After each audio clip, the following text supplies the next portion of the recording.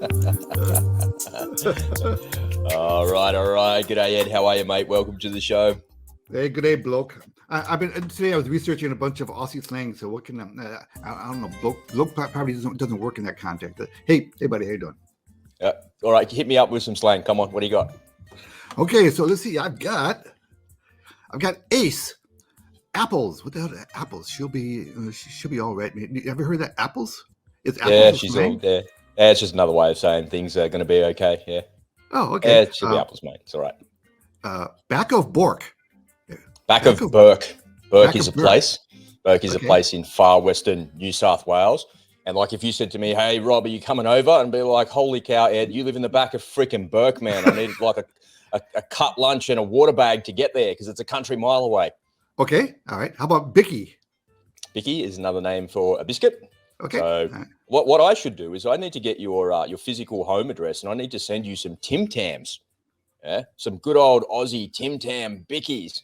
And I'll have to teach you what a Tim Tam slammer is. That'll be something that is an Australianism that you'll never, ever want to leave or go away from. It's actually really fun. Sounds like something you dip in whiskey or something. Well, you're close. You're warm. Coffee. Oh, really?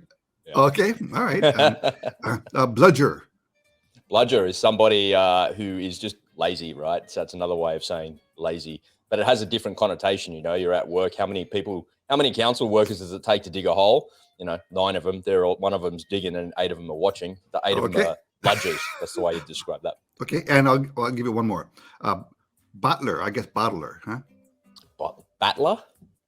Well, Bottler. Bottler. Bottler. No, I don't know that one. There you go. You tripped me up. They say something excellent. Bottler.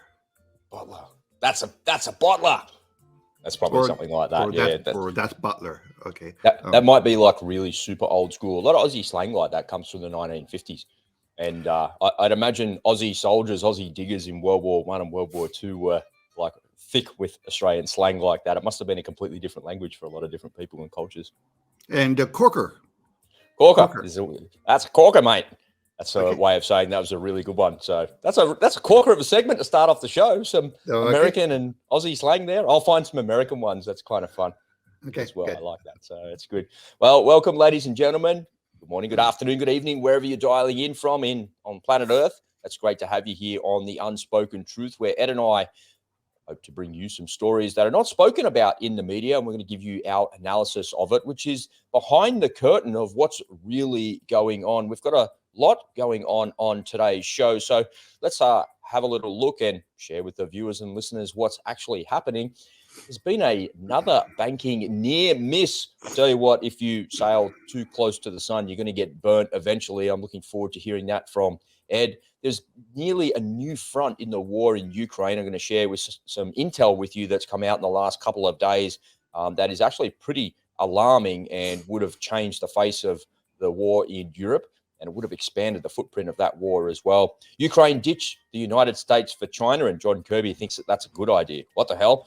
Looking forward to hearing that headline from Ed. And I'm going to be talking about the enemy within, particularly in the United States, but the enemy within is within all of our countries. And the enemy within, of course, is China. And we're not here to demonize China or the Chinese people, but we're just going to show you the facts. And we're going to talk about the unspoken truth and show you behind the curtain of what's really going on and what that means to you and why, most importantly, why you should care about these topics, because these news topics are pretty, they're downers sometimes, they're really bad. And I just want to remind the viewers and the listeners not to be drawn into the negativity of this all the time. There's one thing to keep your mind on it and keep your attention on it, but it's another thing altogether to actually to be drawn into it and let that get you down. So don't do that. Make sure you just give it a cursory glance in the day and say, okay, that's cool. I like the idea of that, but don't be drawn into it. Ladies and gentlemen, if you are not following us on the podcast over on Spotify, please scroll down and in the description, all of the links will be there for Spotify, Twitter, Telegram, and the Rumble channel as well. We do a video every day and we put out this content every day. And if you're unable to make it via YouTube or Rumble or the Telegram channel, you'll be able to get the podcast in your ears. So you always have a little bit of Ed and I in your ears to have some fun with. So let's get into today's show. Have you got anything for us, Ed, before we kick it off here, mate? Not at all. Just don't go away. Don't go away. Hold on. Stick with us because we've got some great stories here today. Ed, I'm going to jump out of the stream and hand it over to you, mate. Go for it. Okay. All right. So, as you all probably remember, because it's still pretty fresh, about 6 weeks ago, we had a big banking scare led by SVB Bank. And it really riled the markets and riled a lot of confidence. And a lot of people were heading to the banks to start pulling their money out, which is actually a good idea, by the way. Number one, reduce your exposure to your bank. Number two, put some of that money into gold and silver. Number three, establish streams of passive recurring income. Okay. Well, look, it's not over. We talked a lot about the contagion effect inside of the banking industry. Remember, all of these banks are intertwined. They all own each other's debt on their books. And where a lot of people feel like they dodged a bullet there after SVB Bank. Okay, the government came in and they backstopped this new bank. They backstopped SVB. So we're all good now. Well, I'll tell you what, we're not all good. And back then, I was telling you that there are going to be other bank failures, and they're going to come pretty soon. And when they happen, just like SVB Bank, they're going to happen fast. Okay, you're going to wake up the next day, and you're not going to be able to get your money out of the bank, or things happen fast in today's markets. So let me show you a couple of quick clips. It takes about 2 minutes describing the newest bank scare.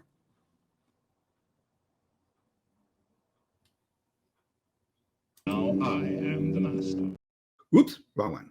New concerns from the financial world. First Republic, a well-known regional bank, saw its stock drop nearly 50% yesterday after announcing a recent $100 billion drop in deposits. Now, this despite the billions it received from the nation's largest banks during last month's banking turmoil. And this is about mortgages. This is about long-dated securities. Is this about stopping FDIC taking it over? Yeah, absolutely. We've known for a while that this is something that the bank, its advisors have wanted to avoid. They can find another solution as they believe it. And now we are learning over here at Bloomberg that they are exploring divesting $50 to $100 billion worth of those long-dated securities and mortgage as part of this rescue plan. Remember, when we looked at First Republic, which is down 30% on the day, about 90% on the year, certainly in dire territory here, loans at the end of the quarter were $173 billion, but deposits were $100 billion. There are a lot of concerns about the strength of the balance sheet here. You're seeing a lot of the pressure, worries about the banking sector, with shares of First Republic Bank ending the day down some nearly 50% on the day. The stock nosediving after reporting first quarter results after the bell on Monday. The bank reporting a precipitous drop in deposits of over $100 billion less. When you account for the rescue funds it received from the nation's biggest banks, doesn't matter today. Still significant. CEO Mike Roffler saying in the company's earnings call that the bank faces, quote, challenges and uncertainties, that's an understatement, is looking for ways to shrink its balance sheet, Dave. Boy, it is ugly. You see the shares down about 50%, and you really see a flight away from this bank. Look at Twitter. Every other tweet is about the First panic Republic. there. Short interest is nearly tripled now. Okay, so listen, technically, First Republic has not failed yet. Okay, so they are still around. They are still trying to figure something out. But, there's the old cockroach theory, right? There's never just one problem. And we have all the proper people coming out, all the right people coming out defending, there's nothing to worry about. We've heard this before, nothing to worry about. But the things that are going on at the bank is the exact same thing that happened in 2006 and 2007, just prior financial crisis. Same exact thing is going on. Now, I promise you what's going to be happening here is all your CEOs and all your CFOs at every bank around the country and the world, they're all getting together and they're trying to figure out what to do, because with the large spike in interest rates lately, everyone's balance sheets are suffering. And in the next big quarterly earnings report, we're going to see a lot of bad news coming out of the banks. So around this fall, start looking for the next really big wave. But in the meantime, you're going to start seeing every bank starting to cut access to credit. Now, I'd like to hear from some of you in the comment section below. Can you let me know whether your banks have lowered your credit limits on your credit cards and maybe access? Maybe some of you out there are builders. Maybe you're a house builder, home builder. Have they been starting to cut back on your credit limits? People, have you applied for a mortgage lately? And they told you, well, rather than 300,000, we're only going to give you 200,000. Have you been seeing that? Could you let us know in the comment section below? Because I promise you that is what's already going on. They're already reducing access to credit. And you know what? That's how banks make their money. Remember, banks, they pull their money out of thin air. They don't have, when you deposit your money in the bank, it goes right out the door in the form of loans to other people. Remember, up until prior to 2019, banks were required to keep 10% in reserves. And now it's zero. They don't have to keep any of it. And it goes right out the door. Remember, any money you put in the bank is legally not considered your money. So that's a very important thing to remind you of. So that's a scary prospect. You are an unsecured creditor. So if that bank were to fail, you're not first in line to get your money back. You're like fourth or fifth in line. All right. So if you think that you have money in the bank, no, you don't. It's not your money. As soon as you put your money in the bank, it's not your money anymore. It's their money. So I'm always amazed how many people, aren't aware of that. So this banking credit, the reason why I bring this up is to emphasize the importance of everyone to pay attention to this and know that when these financial crises happen, they happen fast. And they usually happen too fast for you to do anything about it. So you have to be proactive. Rob, you want to chime in here and give me your opinion on what's going on in the banking system? Do you think that we are as solid as the regulators insist? All right, so Rob, listen, the real news about this First Republic Bank is not what people think. It's not the fact that, okay, the stock is down 50%, in one day, and that the company is on the skid. The real news is whether or not the government is going to end up backstopping this guy. That's what everyone's waiting on. And yeah, that's something that I couldn't help but think about that when you were showing that report, that news report. Companies fail all day long. There's thousands of companies that will go out of business today, and it really doesn't impact the economy or make anything go away. But the thing that I kind of took away from that report that you showed there in the montage of news reports was all of that. They're talking about billions of dollars, billions and billions and billions of dollars. And when companies go broke, they don't lose billions of dollars. They lose millions of dollars, maybe hundreds of millions of dollars, but it's very rare that a business will go out of business and lose billions and billions or hundreds of billions of dollars. And that's how it has such a wide impact across our whole entire society. But it's not that causes it, because people lose money all the time. Well, see, there are real optics involved here. Okay, so the government right now, after what they did with SVB Bank, they backstopped them, creating a moral hazard. So now everyone thinks, oh, well, I don't have to worry about my $250,000 limit on my FDIC insurance because the government is there to backstop me.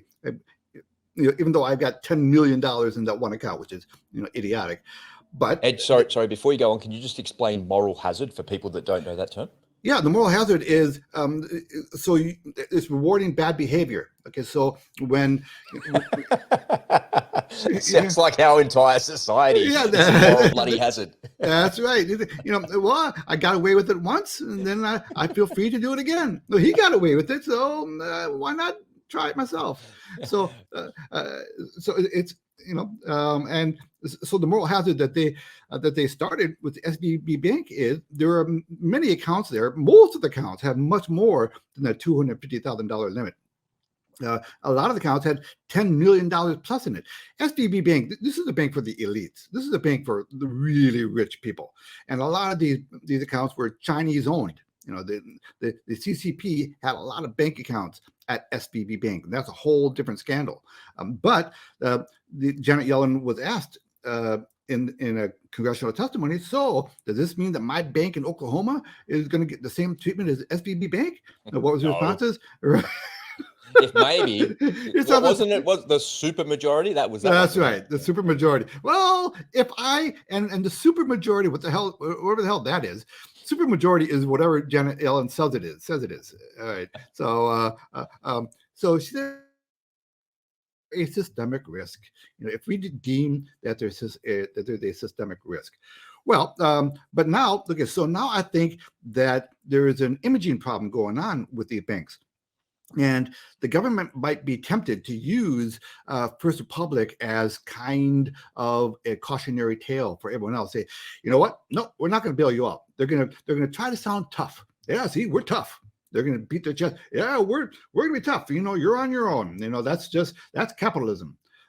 So I think First Republic might be a victim of optics by the government. You know, so now the exact same thing happened, by the way, in 2005, 2006, when banks were starting to have the exact same liquidity issues. The federal government said, "No, you're on your own," until the large banks got affected, and then it became a systemic risk. And then they gave them all the money they wanted. They made them take money, even though some of them didn't want the money. They made them take isn't it. Yeah. Yeah. Can I raise something there on that historical point that you made? So in the book that I'm reading, it's called The Death of Money by Jim Rickards. So he talked about how as we move forward, warfare, unrestricted warfare, the Chinese philosophy of unrestricted warfare means it's not just a shooting war in the battlefield, it's everything, including economic. And one of the things that he does right at the start of that book, it's actually super interesting. You'd really like it, Ed, because it's about the stock market. So he goes back and joins the dots of 9/11. So 9/11 happened. There was 14 or 15 or 16 terrorists that crashed those planes, right? And there's this reporter in San Diego interviewing this FBI agent, and she says to him, "So were there other people involved?" And he said, "Well, yeah. What do you think I'm doing investigating here?" And anybody with a brain in their head would know that these people couldn't have killed 3,000 plus people on one day without some help. And all of a sudden, it's like, he said the quiet part out aloud. He spoke the unspoken truth, right? And I really liked that part of the book. And so the way Jim Rickards ties that back, and it must have been the little spark that ignited this for him to write the book, to actually, and it was part of what he did. So he worked for the CIA, and he worked for the CIA in money laundering. And what they did is they looked at all of the financial transactions in the lead up to 9/11. And what they found was there was these people in Saudi Arabia that were creating put options. So if you don't know, a put option is putting down. So you're betting on the price going down, and a call option is picking up. So think of an old school telephone. You're putting it down or you're calling it up. So when you're putting a put option down there, it's saying that the price is going to fall. And they said these terrorists couldn't resist that. They knew that this was going to happen. They were going to crash these planes and the airline stock was going to tank. So they put these put options there. So anyway, they figured out that, as they said, they couldn't resist. And over the subsequent 4 or 5 years, they created a program to detect insider trading. And at the time, the SEC never had algorithms or anything like that to detect insider trading. Because what would happen is typically someone would come along and write a series of put options on something, and then someone else would go, "What's he writing over there?" Because you can see it, right? Because they go into the market. "Oh, what's that? I better do that too. I better do that too." And you always talk about the stock market being humans. And when we talk about option transactions and somebody having to write those options, that's quite different to high frequency trading and quite different to algorithms. Even though algorithms exist over there today, back in the day, in the early 2000s, that stuff didn't exist the way that it did. And so what they were trying to do was to use the stock market to identify when the next terrorist attack was going to happen. And they had all of these inputs coming in. So if there was a report about someone putting a whole lot of put options on Carnival cruises, then the FBI and the cops and everybody would go and look at Carnival cruises. "Oh my God, is there going to be a terrorist attack?" Or if someone's putting all of this stuff on Amtrak or some sort of public infrastructure and they're putting these put options on there, they use this program. And they created a dashboard that kind of sounded the alarm. It was like a stoplight. It was red, amber, or green. And they could look up at the board and they could see quickly that, hey, that is red. We need to investigate that now. But the strange thing is, after about 5 or 6 years of this, actually, they spent a long time putting this together, right? So the software engineers, algorithm people, external parties coming in, it worked, and it actually stopped the terrorist attack. Yeah. So someone was going to attack another airline. I think it was United Airlines or something like that. Don't quote me there, but I'm pretty sure it was from the book. But they stopped that. They actually shelved the program. They put the program on the shelf. We don't need it anymore. It's like, what? What do you mean you don't need it anymore? And there's a really really strange thing because they went through all of this effort to actually try and stop something like this, and it went away. So my question to you, Ed, is like, based on what these people know, because they're really smart, surely there must be some early warning signs here, because this thing was designed to spot insider trading. And what you're showing us here, you're sounding the alarm with the early warning signs. And it's not just about the stock price crashing. So that's the kind of one piece of the puzzle. The next piece of the puzzle is the FDIC going to actually look after these people and bail them out? If the answer is no, then what do you do as the next step? That's like you're getting ahead of this curve. You're anticipating what's happening. But what can a normal person do? If they had money in that bank, you'd get it out of there straight away, right? Well, yeah, that's what everyone should be doing. That's been one of our primary messages here for forever. Is number one, reduce your exposure to your bank. Number two, get some of the money into gold and silver. Number three, establish streams of passive recurring income. 3 easy steps that everyone can do and everyone should be doing. I mean, why would someone have a substantial look? I keep like 1 to 2 months worth of bill paying in the bank. That's it. I mean, but what if I've got like 400 grand in the bank? What would you suggest? Would you suggest like pulling 400 grand out and putting it into gold and silver? What if I need to liquidate that quickly? You know, what if the gold price moves against me? There's like other risks that are associated there. Well, what if some major event happens and you want to get your money out of your bank fast? You have 400 grand. You know how long it's going to take you to get 400 grand out of your bank? We could do a bank transfer relatively quickly. Oh, okay. I suppose, but what are you going to put it into? Well, that's the problem, right? I guess, you know, and then going to buy $400,000 worth of gold and silver now might be a bridge too far for some people. You know, and you try to withdraw $400,000 in one shot. No, all sorts of red flags are gonna be popping up. You can get all sorts of people knocking on your door asking you, see, you got to plan ahead. You know, you got to Janet Yellen's coming to your house, man. Yeah, you got to start lightening up, ahead of time. But what's the advantage of giving your money? Are you there for the enormous interest rates that they're giving you? Is that any money you're sitting in the bank? It's a guaranteed loss on your money. I just think of like normal people, right? So you and I are not normal because we're into investing, we're into, building businesses, we're trying to create, multiple streams of income, but most people just have a job. And if mum and dad are working and 2 people are working in a normal regular family, he's earning 150 grand and she's earning, maybe a bit less because she's looking after the kids or whatnot. Together, combined incomes of $220,000 a year. That's fairly average here in Australia. Yeah. That's kind of what it is. Our wages are high. Our cost of living is high as well, but we get good wages here in Australia. So when I look at it, I think, it wouldn't be beyond the realms of possibility for somebody that, has got their mortgage under control, got their bills under control, and they live within their means to have, $50,000 to $100,000 worth of cash in their account for a rainy day. And FDIC, that's going to ensure that because it's sub $250,000, but only to a point. There's no guarantee that that's going to work because for every dollar in the bank, they've got less than 1 penny to actually insure you. Here in Australia, the banking system's a bit more robust, and I think we're kind of a bit more protected than you guys are there in the States. That's because the banks have to actually have the money in reserve as well. So for whatever amount they have on their books, they have to have that amount equal to cash. I think 4 times that amount equal to cash or something like that. So it stops it from happening. Listen, if the person in that scenario has confidence in their bank, go with God. That's what it is, right? That's what it comes down to, the C word. That's right. The banking system is all built on one word, trust. That's what the dollar bill is, right? That's right. That $20 you give to me, that's the promise, the trust that I can redeem that for something else. That's right. But trust can be unraveled pretty quickly, especially in these days in the world of social media. I mean, one of the reasons why First Republic Bank was down 50% at the open, because, social media, they were screaming when SVB Bank news came out all over social media. So it's not like the old day where people got the news off the television and people are much more, news is out so much faster these days. So if a stock can go down a little bit, it can go down a lot. Okay. It could absolutely lose 50% in value overnight, like First Republic just did.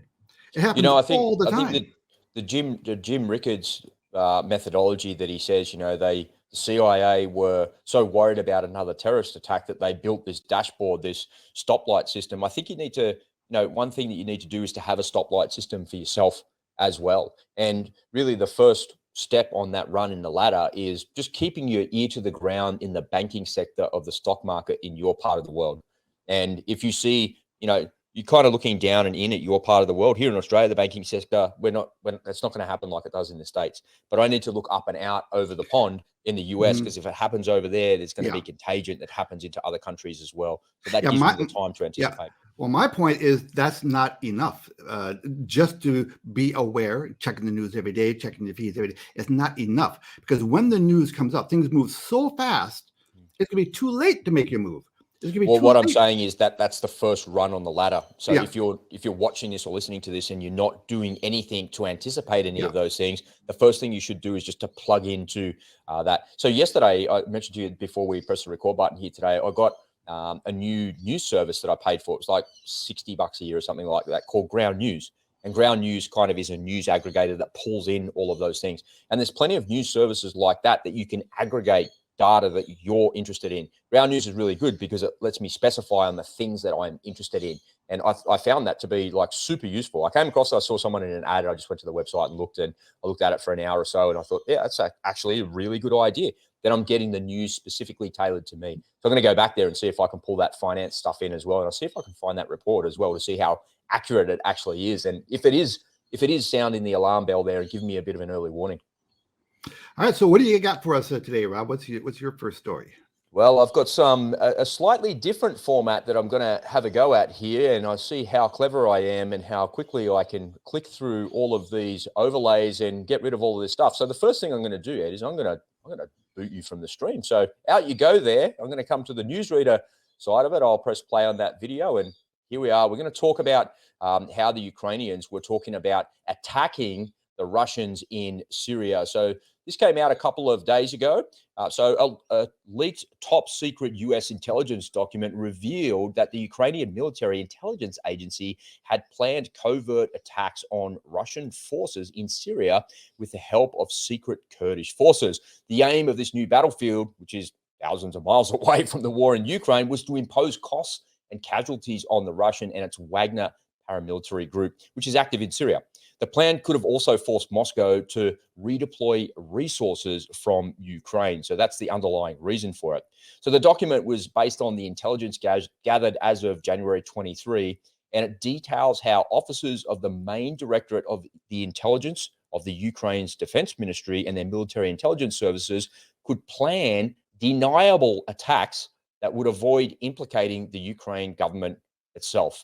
So here's the unspoken truth behind the story, folks. They were going to go and attack the Russians, but they were going to deny that they ever had anything to do with it.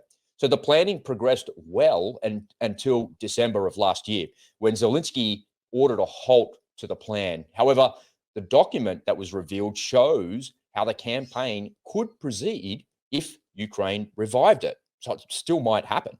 The Washington Post obtained the document, which has not been previously reported on, from a trove of intelligence material allegedly leaked to a Discord chat room by that guy, Jack Texteria.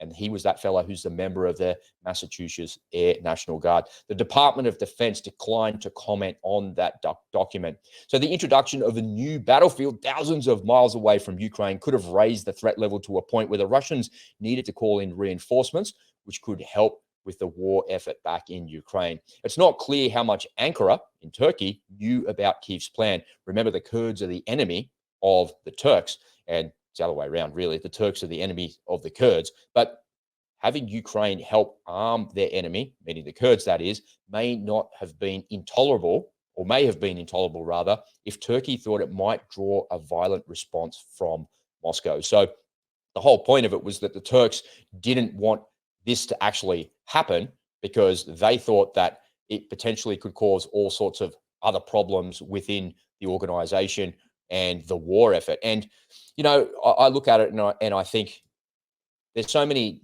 opportunities to attack Russians abroad. Why would you attack them on a battlefield where they're already tooled up? And why wouldn't you use asymmetric warfare against them in other parts of the world? There's been a bit of footage that came out in the last couple of days because we're approaching the 9th of May Day parades that the Russians have, and there's Ukrainian drones flying over Red Square in Moscow. And it's like hello, Moscow, hello. hi, how you doing there? I can get my Mavic drone here. I could also get my Mavic drone with a hand grenade on it as well, if you want. And I saw a report yesterday that came out and said that parade will be closed to the public, and because of the threats of attacks. But equally, here's some unspoken truth for you that you may not have heard of. I never saw it in mainstream media, but I did see it in my Telegram channel because I'm plugged into a whole lot of Ukrainian news there as well. You got to be careful of reading that because it's just propaganda, right? And it doesn't matter what side you're on. If you're watching Russia Today or you're looking at that Ukrainian news, both of it is propaganda. And there's a fella, you'll like this, Ed, there's a fella who owns one of the biggest banks in Ukraine. And he came out and he said, anybody that can attack the May Day parade, I'll give you 500,000 or the equivalent of 500,000 US dollars.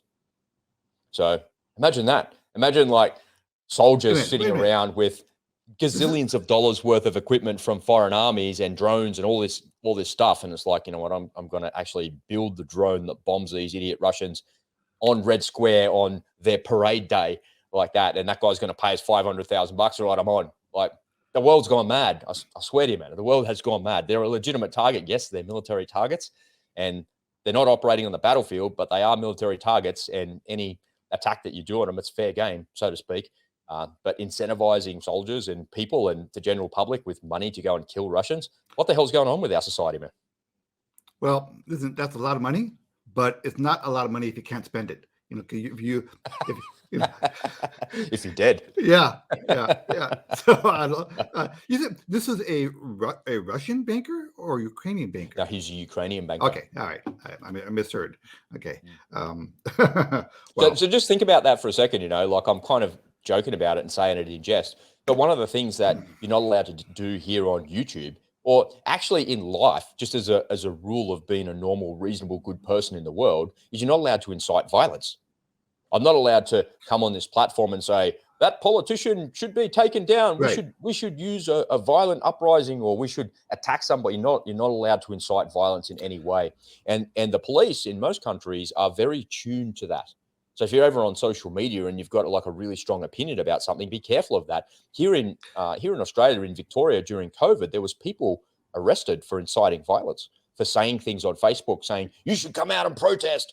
Maybe they're like a bit aggressive in the way that they're actually saying that, and the cops are like, well, hang on a minute, this person seems like they're going to cause trouble. They seem to be inciting violence. What do you know? Next thing you see is footage of that person with their phone and the cops at the side of their car going, hey, you're under arrest for inciting violence. And there was a political activist that happened to here in Australia, and it's just the politicians trying to silence this person because they're right. But think about what I'm saying. The Ukrainian banker came out and said, anybody that can kill Russians on their May Day parade, I will pay them. So he's incentivizing them to incite violence. Like, what the hell? Maybe he'll be running for president of Ukraine pretty soon. Maybe that's the maybe that's the idea. So he's looking for footage for his campaign. Well, it's not his money, Well, even more so, right? It doesn't cost him anything, right? It's bankers are very generous with other people's money. Here in America, we have the First Amendment, our freedom of speech enshrined in our Constitution, which covers absolutely every form of speech except incitement to riot. You can't incite violence. Right. Yeah. There is that one exception. Well, in Ukraine, I don't think they have any kind of I think anything goes, right? It's a Wild West, baby. Yeah, I don't think there are any consequences. I think you can say pretty much whatever the hell you want, unless the government decides they don't like your speech. But listen, the UK and even America, our freedom of speech is under attack by our own government. Every day. We have to push back. That's why you and I have to be careful about what we say on this platform, because we could be cut off by using the wrong words, even though, when we're not on this channel, we could speak more freely. So there is even a degree of censorship inside of social media platforms. And you know what that is. If you look back through history and you look at Stalin's reign and the way that the communists actually operated in the 1930s and 40s, what the best type of censorship from the government, but the worst type of censorship for yourself as an individual is self-censorship, because the government doesn't have to do anything, because they know that you know that if you say the wrong thing, you're going to get in trouble.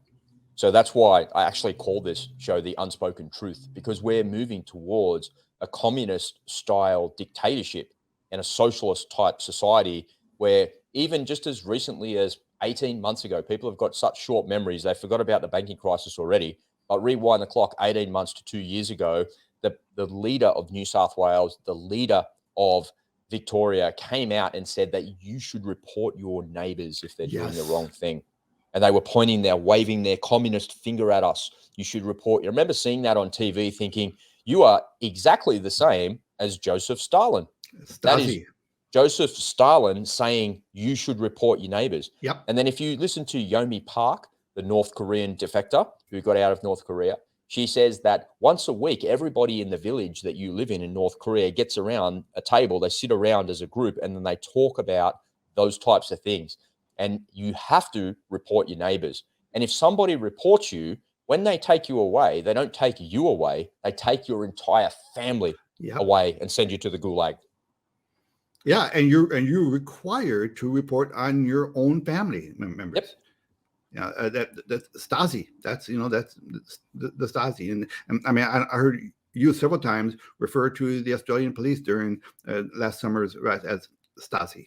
Exactly the same, because their behavior is exactly the same. And I can tell you that if you pulled a copper aside, like as an individual, and said, do you know you're behaving like a German Stasi trooper at the end of World War II? They'd go, what are you talking about? I don't even know what Stasi is. Surprisingly, these police in Australia are so stupid and uneducated that they've forgotten the lessons of the past. And if that's a bit of a polarizing statement, it is the unspoken truth. Yep. And every police officer on every continent, in every country on planet Earth, should read the book called Ordinary Men, which is about German police officers in their 40s, like my age, that were too old to be sent to the front. They were sent to Poland after the Germans rolled up Poland to be the cops there because they needed to establish law and order. They couldn't use the army because the army had to move on. So they send the police. So instead of going to the army, you're still in the cops, you stay a copper, we'll send you over there. They bring these, the story of Ordinary Men is a story of about a platoon of them, there's about 30 of them, and it's recounted in the 1960s. And everybody that helps the author recount the story says, yeah, I was there, but I never perpetrated any of it. And it starts off as a really small level where they first of all go out, knock on the door, pull the Jews out and send them to the town square, load them into a truck and send them out into the bush. Then what happened? I don't know. And eventually part of what happens is you end up going out in the bush there. They dig the ditch while you execute those people. And these people, Ordinary Men, is the story of how the line of good and evil is divided between every man and woman's heart. You have the capacity to be just as evil as one of those SS troopers. And we saw here in Australia that Australian police definitely had the capacity to be as evil as SS troopers from that part of history. And I'm not saying that all of them are like that. I'm saying that there's plenty of footage out there showing them behaving exactly the same way. For heaven's sake, the Victorian police were shooting at people, shooting at innocent, unarmed civilians with rubber bullets at our war memorial in Victoria. So if you can't tell me that that's got nothing to do with an SS socialist Stasi ideology, you're wrong.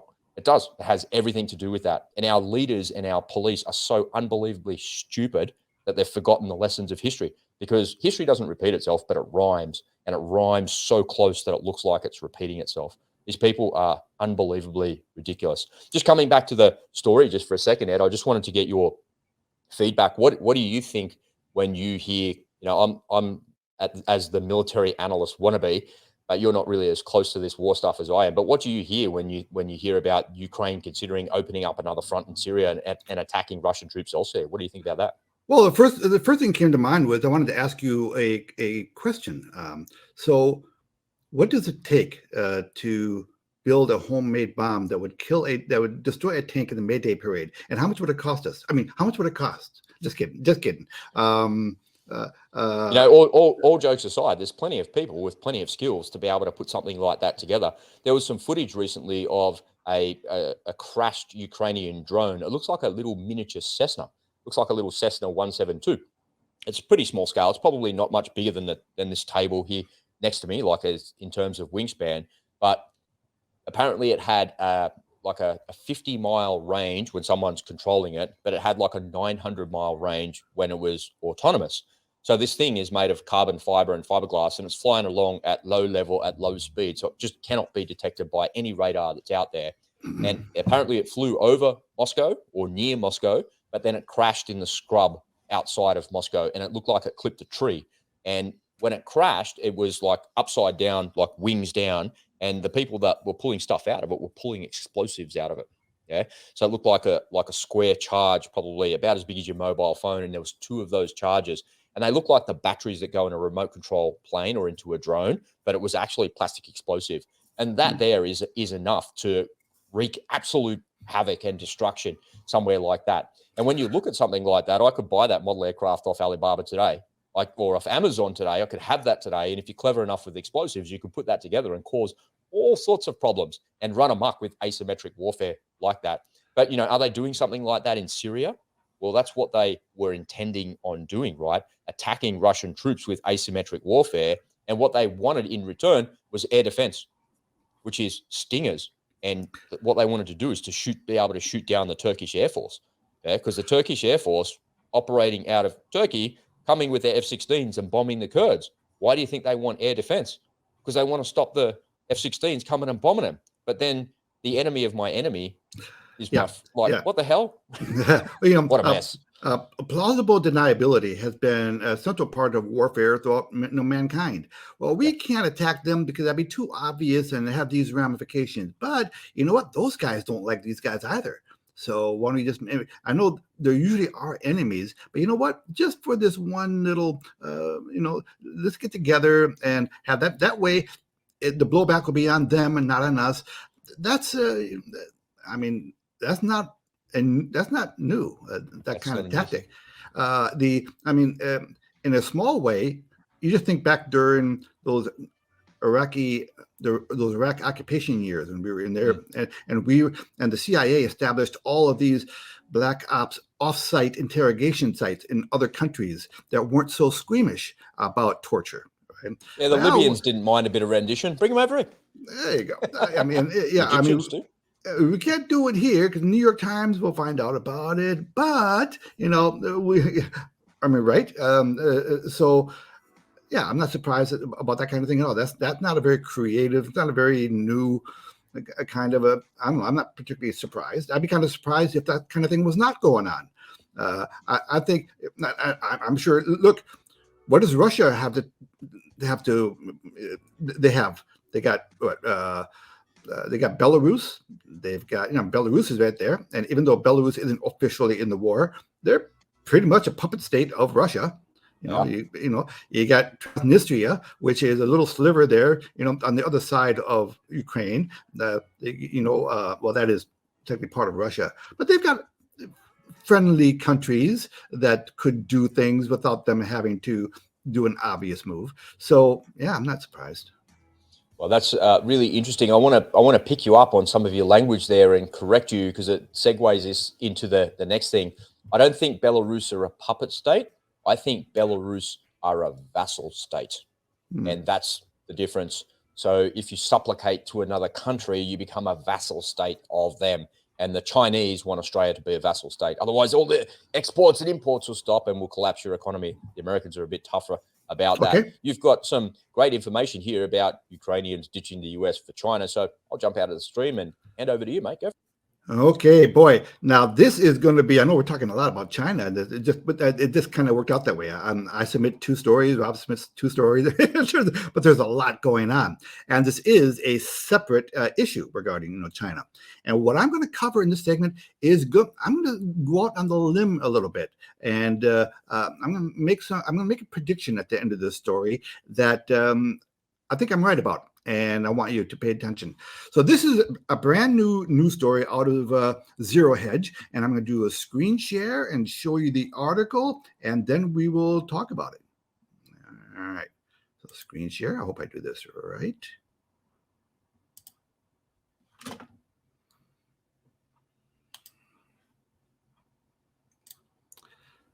All right. I think everyone can see this.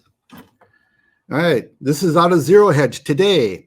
Xi and Zelensky hold long and meaningful call in first since the war began. Chinese President Xi and Ukrainian President Zelensky have held a phone call Wednesday, which is the first time the two leaders have spoken since the start of the Russian-Ukraine war. Zelensky confirmed the long and meaningful conversation in a statement saying, "I have a long and meaningful phone call with Chinese President Xi. I believe that this call, as well as the appointment of Ukraine's ambassador to China, will give powerful impetus to the development of our bilateral relations."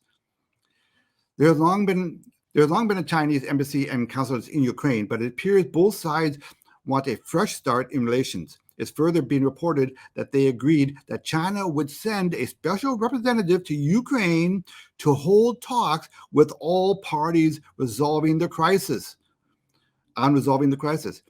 During the call, references were made to the possibility of future negotiations. Beijing has been putting itself forth as a possible mediator, giving Xi's 12-point peace plan published in late February, but has yet to gain traction either with Moscow or Kiev, according to more from the Bloomberg, based on a call readout statement from both parties. And it goes through some of the points here. Additionally, the timing of the phone call is a likely attempt to smooth over relations after Beijing's ambassador to France, Liu Xie, sparked. And this is kind of unimportant. And if you see here at the bottom right here, we have a picture of Rob Bruss hunting last week in the backwoods of Australia. All right, now that's the end of the share. Stop sharing. Okay, so here we go. China lately has been playing the role of peacekeeper throughout the world. I mean, he negotiated peace talks with Iran and Saudi Arabia. They've been playing the role of peacemaker, and they've been going around the world through their Belt and Road Initiative, like in Africa. We're going to build you a lot of infrastructure. So China has been diplomatically making relationships with countries around the world, where at the same time we have been, we've been kind of a bully, us being, America. And now he goes to Ukraine and he goes to Zelensky and saying things like, "Hey, you know what? I happen to have a pretty good friend in Russia that I can talk to for you on your behalf. And you know what? We'll build some roads for you. We'll build your infrastructure, and I'll get you all set up, all straightened up." And listen, I don't know how you feel about this, Rob, but I personally feel that these Ukrainians, Zelensky and his close group of people around him, it's all about the money. And my prediction is, I think that China could end up joining the BRICS alliance. And Ukraine, you mean? What is it? Yeah. Ukraine could end up joining the BRICS alliance. Can you imagine the heads exploding at the Pentagon and the State Department? That's that emoji, so nuclear bomb going off in their head. That is that's John Kirby. What the hell? We just spent all this money, helping you to take down Putin, and you're gonna join, Xi? What the hell? But I could see it happening. And talking about, that'd be one of the biggest, foreign policy embarrassments in U.S. history. I agree. But you know what? The war has to stop, man. And once again, looking at my Telegram channel yesterday while I'm just chilling out in the evening, watching a bit of Netflix, and seeing, I was watching this thing called The Spanish Queen, and it's about Henry VIII, who marries the Spanish princess and all of this stuff. And I said to my missus as I was watching it, I was waiting for all the medieval brutality to come out, because we're sort of 6 episodes in and nothing really bad had happened. It was more of a drama than anything. And then all of a sudden, all of the medieval nastiness came out. And I said, we were watching, and there was like there's an execution or something like that on TV, because that's good stuff to watch for you. Then she goes, "Oh man, that's so brutal." And I said, "You don't want to look at my phone, what I'm looking at, because it's way more brutal than that." Right. Human beings have been killing each other for thousands of years, and nothing will really change in the future. And it has to stop. Yeah. Whether Xi Jinping stops it, or the president of Venezuela stops it, I don't care. Yeah. Either way, it's got to stop. And at some point, the only way that it will stop is with a negotiation or a capitulation. But I don't think the Ukrainians are going to capitulate because they have all of NATO and all of us behind them. So they're never going to capitulate. And that's the problem that we're facing, is that this is going to be perpetuated potentially for years, because NATO is said, we're going to support you for as long as it takes. And if you want to end the war, you end it on your terms, not on our terms. But listen, I don't think it's going to end like that. I could actually see Ukraine's point of view on that, and I would actually kind of defend it. Here we have America whispering in their ears, don't you dare negotiate.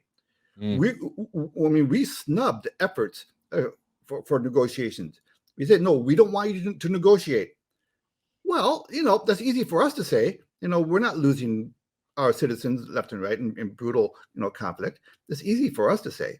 But then China comes along and they find a creative solution to end the war. I don't know, part of me says, good on you. The creative solution might be creative solution. If you don't sit down at the table and give up the land that you've got, I'm going to send 400 battalions across the border to support the Russians, and that'll be the end of you for good. That's where it potentially could go. You just don't know with these negotiations. The Chinese pretend to be these diplomats and they pretend to be all nice and caring about everything, but history proves that they're the actual opposite of what they say. So you look at these communists and you say, okay, that's how they want it to be. Fair enough. And their diplomatic doublespeak is actually really good. And why wouldn't I want to actually be with them? And the reason why I don't want to listen to them and don't want to perpetuate what they're saying is because history proves that they do the actual opposite of what it is that they say they're going to do. They're liars. They're liars of the highest order, and they're cheats of the highest order, and they're thieves. And my next little presentation is about that lying and theft as well. So do you want to close out your thought there, Ed, and then we'll go to the last segment of the show? So that is my prediction. Actually, I put it at probably a 60% probability. I don't know, it's not in the cards, but I could certainly see Zelensky and Ukraine joining the BRICS nation, and that's create a whole lot of interesting scenarios geopolitically. So we'll have to stay tuned on that. And I would love to be a fly on the wall at the Pentagon and the White House with all this news coming out. And anyway, so that's so Rob. There's another. I think it is a good segue into your segment. So why don't you take it away for us? I want to see the head exploding in the Pentagon. I think that's funny as hell, man. That's funny as hell. All right, let me boot you out of the stream here. Let me add my little video into the stream here, and let's get into this last segment of the show, which I think is really interesting. It's a pretty good segue that you had there for us, Ed, just in relation to China taking over everything and how all of that actually works. And I called this the enemy within, and this is the reason. So former Harvard University professor Charles Lieber, this fella on the screen, has been sentenced to 6 months of house arrest, which seems like pretty lame, after being arrested and convicted of lying about his ties to a China-run recruitment program. Lieber, a renowned nanoscientist and a former chairman of Harvard's chemistry department, no less, had been charged with failing to disclose funding he allegedly received from the Chinese government for his research and falsely denying his participation in the 1,000 Talents program. So this is how the Chinese go away and scoop up all of the intellectual property from around the world, is they simply recruit these high-level people and they pay them a lot of money.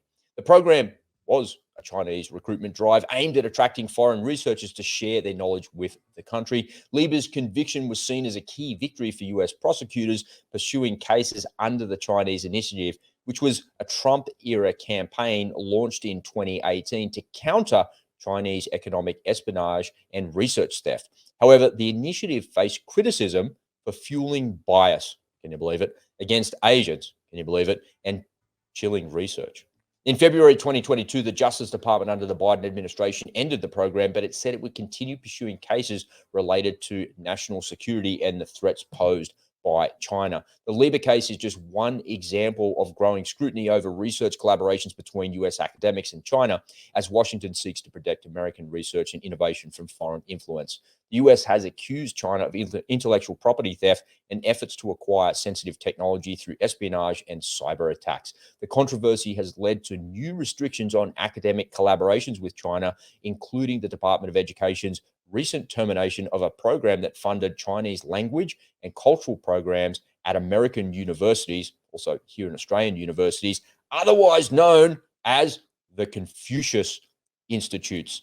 Now, these people are absolute ratbags going around the world stealing our intellectual property when there's other ways to go about it. There's other ways to build partnerships. There's other ways to build relationships. You don't have to coerce people into actually espionage and corporate and industrial espionage to try and acquire the information that you've got.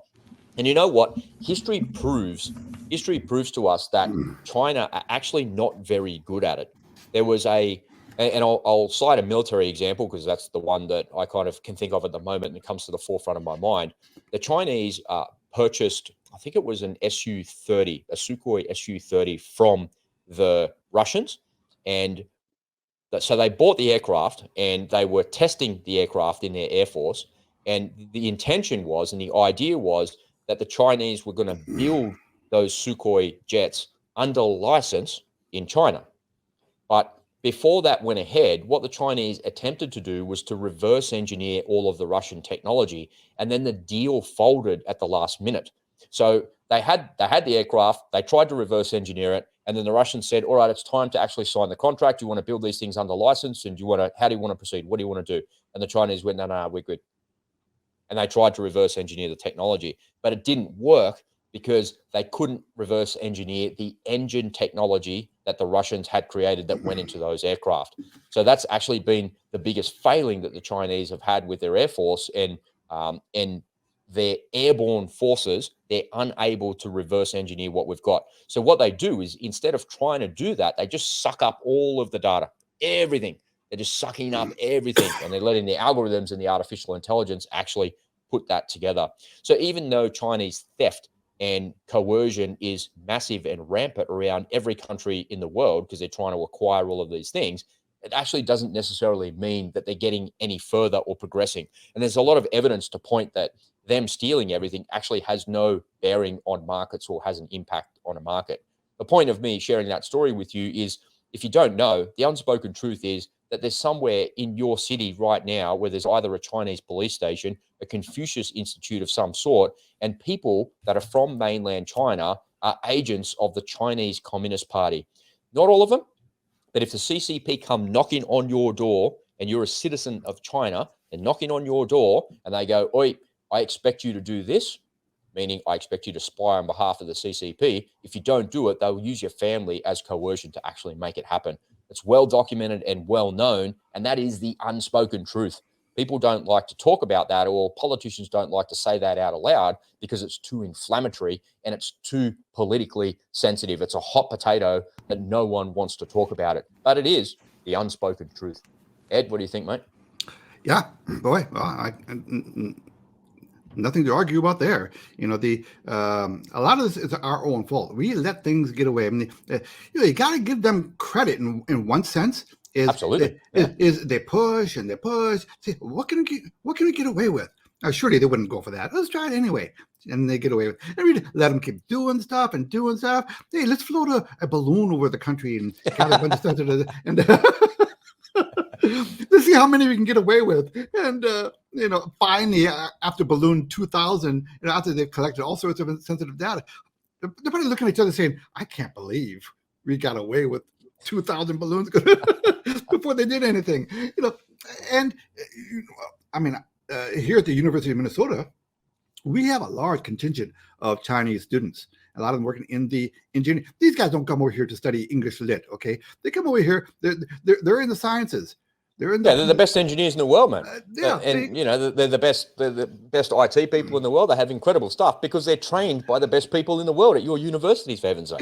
Yeah. And they and we don't say boo about it. And we closed down one of those Confucius sites in Kansas City, I believe. All right, so there's a token. That's one. Okay, so we have like probably 1,000 more to go. We have the citizens in a little town outside of Detroit at a recent town hall were up in arms because the government gave a license to a Chinese company to build lithium batteries in this little town outside of Detroit. there aren't any American companies who will build lithium batteries here. And they were speaking truth to power. They didn't want that Chinese Communist Party building a multi-billion-dollar plant in their backyard to build, high-tech batteries. So, I mean, but this is what we're doing. I mean, how much of our farmland now, I forget what the number is. I think it's like 30% of the U.S. farmland is owned by the Chinese. So the term that was used by Peter Zion in the book that I was reading before, the Jim Ricketts one, he calls it Chinese hyper-finance. So they're a hyper-financed economy. So the reason that you don't have a lithium battery plant in the States there, first of all, it's government red tape. That's the first thing. Like, to try and stand something up like that is just like so difficult. But then the resources that you need to actually build that are extraordinary. You probably need like $100 million to build something like that. But in the CCP, in the Chinese Communist Party and their government, there's a member of the CCP in every company. There's the Chinese commissar, if you like, that's the way you term it, that resides inside of that business. And so the entrepreneurs like me and you are like, hey, we've got all the cobalt that we dug out of the ground with the slaves in the Congo. So we've got slave labor and everybody wants these batteries. Let's put the slave labor to good work. And the Chinese commissar says, aha, great idea. I like the idea of that. How much money did it? I need $100 million to build the plant. All right, no worries. Goes to the Chinese treasury, gets the money sent across. There you go. There is no red tape. There's no red tape at all. The Chinese commissars are the ones that are plugged directly into the government. And, the way you describe that is a public-private partnership. In the West, that's how we describe it, where the government works hand in hand with a private company, sometimes a public company as well, but public-private partnership is the way you describe it. And in Germany in the 1930s and 40s, it was otherwise known as fascism. Yeah, public-private partnerships is fascism. But when you have centralized control, then you have communism. But you don't have centralized control necessarily of these companies in China. You have the Chinese commissar that's in there, in the fascist version of it, with hyper-finance backing them, where they're able to come and buy all your farmland, to start these factories, to do these things. And the worst part about it is they import all their labor. They don't even employ local people. Here in the Southwest Pacific, in the Solomon Islands, in Fiji, there's a bunch of buildings that they're building, the Chinese coming in and the government saying, yeah, good idea. You want to build a building? Go for it. You want to buy the land office? Go for it. But then they don't supply any jobs. And then they have these security details that stand outside these buildings for anybody filming. They come out and shoo you away, and they're really aggressive about it all like that as well. It'd be different if they actually gave locals jobs and they stimulate economies that way. For sure, they definitely do that, but the vast majority of their workforces are imported like that. Confucius Institutes and this 1,000 Talents program is something that is very, very real, and it's part of their unrestricted warfare program. That's how they go around getting people to be coerced, and it's easy to coerce somebody in authority by saying, hey, I'm going to pay you $500,000 if you do this for me. And that guy got paid a lot of money. He actually had to pay a tax bill of $33,600 or something like that, because he collected all this money in a Chinese bank account. And yeah, it's unbelievable. But you want to sell your soul, you're selling it out to the devil. That's up to you, and you will pay the consequences, and you'll reap the rewards of what you sow. And unfortunately, we can't impose harsher penalties on someone like that, but at least he was penalized and it was publicized, and his career is ruined, hopefully, because of it.